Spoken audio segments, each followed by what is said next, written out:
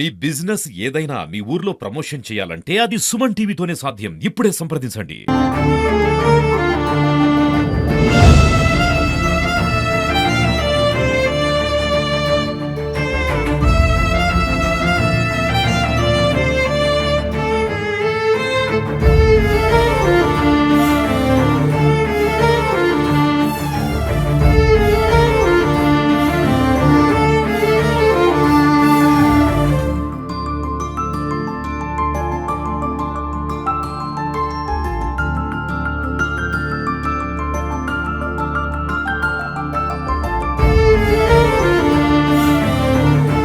తన ప్రేమ కోసం కన్న వాళ్ళను సైతం వదిలిపెట్టుకొని కట్టుకున్న వారితో కోటి ఆశలతో సాంసారిక జీవితంలో అడుగు పెడితే తన ఆశలు ఆదిలోని అడియాశలు అయితే అని అనుకోలేదు ఈ అభాగ్యురాలు. ప్రస్తుతం ఇదంతా పరువు హత్య కేసు అనొచ్చు, కులహంకార హత్య కేసు అనొచ్చు. ఏ హత్య అయినా కూడా మొత్తంగా ఇందులో ఒంటరిగా మిగిలిపోయింది మాత్రం మనం చూస్తున్న భార్గవి. ఈరోజు స్నేహితుల కన్నీటి నివాళులు, కట్టుకున్న భార్య మొత్తం కన్నీరు ఇంకిపోయేలా చేసిన కన్నీటి మొత్తం సంద్రంలో కూడా ఈరోజు 10వ రోజు వేడుకలు అయితే అంగరంగ విషాదకరమైన వాతావరణంలో జరిగాయి. ప్రస్తుతం మనం చూడొచ్చు, కృష్ణ సమాధి వద్ద ఉన్నాం. కృష్ణ సమాధి వద్ద ఏదైతే కృష్ణకి ఇష్టమైందో అంది స్వీట్స్ కానీ, కేక్ కానీ, ఇవి సాఫ్ట్ డ్రింక్స్, ఇవన్నిటిని కూడా, ఫ్రూట్స్, వీటన్నిటిని కూడా కృష్ణకు ఇష్టమైన ఆహార పదార్థాలన్నింటిని కూడా ముందు అక్కడ కృష్ణ సమాధి వద్ద ఉంచే తర్వాత తన తినాలనే ఉద్దేశంతోనే ఉదయం నుంచి కూడా ఏమి తినకుండా ఉంది భార్గవి. ఇదొక్క రీజన్ చాలు బంటిపై భార్గవికి ఉన్న ప్రేమను చెప్పడానికి. మనం ఒకసారి అయితే మాట్లాడదాం. చెప్పమ్మా భార్గవి, ఈ సమయంలో మిమ్మల్ని మాట్లాడించకూడదు, కానీ మీ ప్రేమ విలువ సమాజానికి తెలియాలనే ఉద్దేశంతోనే మీతో మాట్లాడించడం జరుగుతుంది. ఏంటమ్మా, ఇప్పుడు అందరూ ఈరోజు 10వ రోజు, దాదాపు అన్ని కార్యక్రమాలు అయిపోతాయి. రేపటి నుంచి నువ్వు ఒంటరిదానివి. ఏంటి, ఎలా జరగబోతుంది నీ పోరాటం?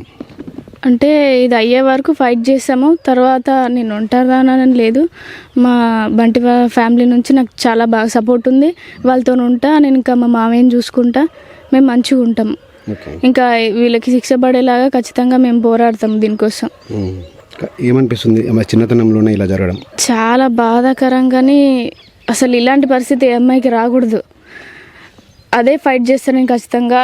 నాతోనే అసలు ఇలాంటి హత్యలు ఆపేయాలి ఇంకా అని చెప్పి నేను చాలా ఫైట్ చేస్తాను దీనికోసం. ఎక్కడికైనా ఏడదాకైనా వెళ్తా దీనికోసం. నేను ఇంకో అమ్మాయికి ఇలాంటిది జరగకూడదు. ఇంకా కులాలు, మతాలు అంటూ సమాజంలో ఇటువంటి దారుణాలు పాల్పడే వరకు ఏ మెసేజ్ ఇస్తావమ్మా నువ్వు? అంటే కూతురు ప్రేమను కూడా కొంచెం అర్థం చేసుకోవాలి కదా. ఏ తల్లిదండ్రులైనా సరే చిన్నప్పటి నుంచి పెంచుతారు గారాబంగా. సరే, ఏ బట్టలు అంటే ఆ బట్టలు, ఏదంటే అది కొనిస్తారు. సరే, కొంచెం పెద్ద అయినాక కూడా అతను ఇష్టం అవుతుంది, నాకు ఇష్టము అని చెప్పినప్పుడు ఆలోచించండి. అతనితో వెళ్ళి మాట్లాడండి. సరే, మంచోడా కాదా కనుక్కోండి. మీరే కనుక్కున్న తర్వాత ఆయనకు జాబ్ లేదా, ఏం లేదు, మీరు ఇప్పిస్తారా, వాళ్ళని చేసుకోమంటారా చెప్పండి. కానీ మరి ఇంత విడదీసే అంత హత్యలు చేయడం అవసరం లేదు అసలు. సరే, వాళ్ళ ఇంట్లో నుంచి వెళ్ళిపోయారు, మీరు వద్దు, మీరు ఒప్పుకోవట్లేదని వాళ్ళు వదిలేసేయండి. చనిపోయింది అనుకోండి మీ కూతురు, సరే మీ అబ్బాయి అనుకో, చనిపోయింది అనుకోరి. ఎందుకు ఇలాంటివి చేయడం? మీ ఆస్తి కోసం వస్తుందా మీ ఇంటికి? ఇంకా దేనికోసం వస్తుందా?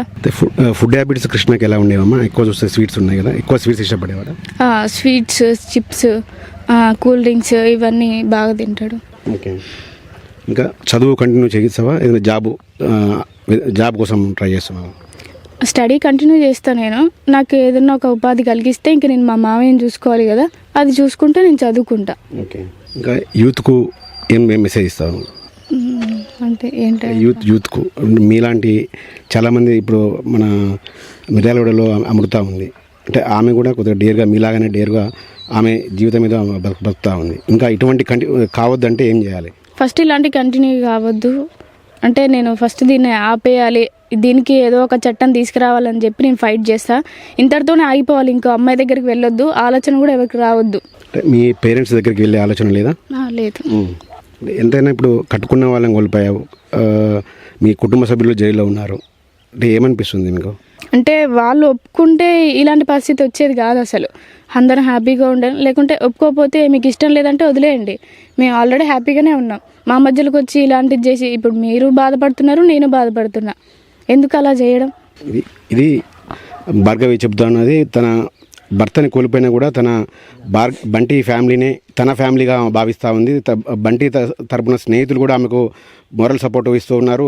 ఎవరైనా స్నేహితులు పోతే దాదాపు మనం మర్చిపోతూ ఉంటాం, 1-2 రోజులకే ఎవరో చనిపోయారులే అనుకుంటాం. కానీ ఇక్కడ బంటి స్నేహం కూడా చాలా ఇంపార్టెన్స్ ఇచ్చారని వీళ్ళ స్నేహితుల ద్వారానే తెలుస్తుంది. చాలామంది స్నేహితులు, వందలాదిగా స్నేహితులు ఇక్కడికి వచ్చి ఈమెకు మోరల్ సపోర్ట్ ఇస్తున్నారు, మేమున్నామంటూ చెబుతున్నారు. ఏదేమైనప్పుడు కూడా చట్టాలు మారవాలి. ఖచ్చితంగా ఈ సమాజంలో పేరెంట్స్ యొక్క ఆలోచన విధానం మారితేనే ఇటు నాలాంటి వారు ఇలా బాధపడరని కూడా బంటి చెబుతా ఉంది. ఇప్పటికైనా పేరెంట్స్ మారాలి. అదేవిధంగా ఇటువంటి దారుణాలకు పాల్పడిన వారికి శిక్షలు కూడా అదేవిధంగా పడాలని కూడా భార్గవి కోరుకుంటా ఉంది.